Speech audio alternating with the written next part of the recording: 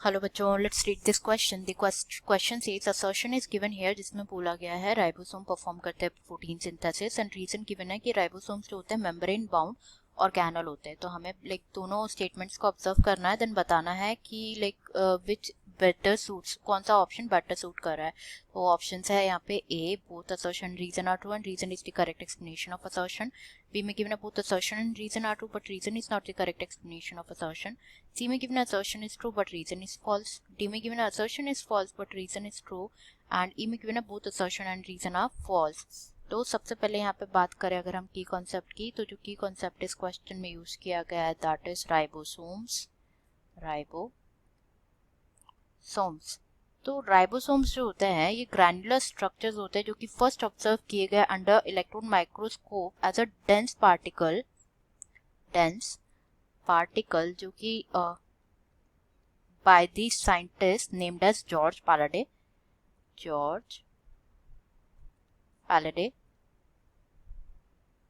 In the year 1953।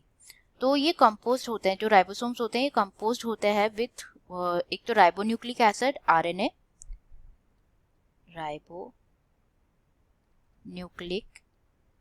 Acid and proteins. Next thing about ribosomes है कि जो ribosomes होते हैं ये नॉन मेम्ब्रेन बाउंड ऑर्गेनल होते हैं। नॉन मेम्ब्रेन बाउंड ऑर्गेनल होते हैं राइबोसोम्स। तो राइबोसोम्स जो होते हैं ये प्रेजेंट होते हैं दोनों ही टाइप के सेल्स में, यूकैरियोटिक में भी प्रेजेंट होते हैं और प्रोकैरियोटिक सेल में भी प्रेजेंट होते हैं।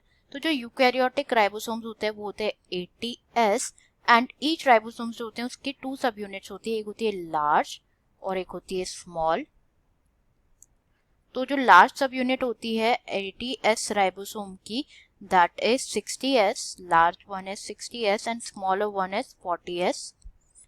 while बात करें यहाँ पे प्रोकैरियोटिक राइबोसोम्स की, तो जो प्रोकैरियोटिक राइबोसोम्स होते हैं that is of 70S type and जो लार्ज सब यूनिट होती है that is 50S and जो स्मॉल सब यूनिट होती है that is 30S। तो यहाँ पे जो S है ये रिप्रेजेंट कर रहा है क्या? S रिप्रेजेंट कर रहा है स्वेटबर्ग्स unit. It represents the Swedberg's unit जो कि which stands for sedimentation coefficient।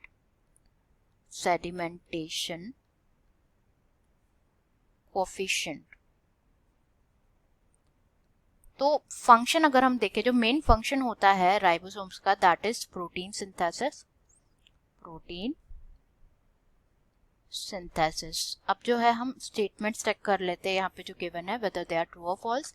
तो राइबोसोम्स परफॉर्म करते हैं प्रोटीन सिंथेसिस, जो कि बिल्कुल करेक्ट है। रीजन गिवन है कि जो राइबोसोम होते हैं ये मेम्ब्रेन बाउंड ऑर्गेनल होते हैं, तो ये स्टेटमेंट यहाँ पे फॉल्स है, जैसे कि हम डिस्कस कर चुके।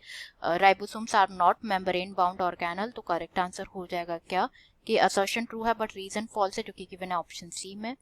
Answer will be C, that is assertion is true but reason is false. I hope you understood it well. Best of luck.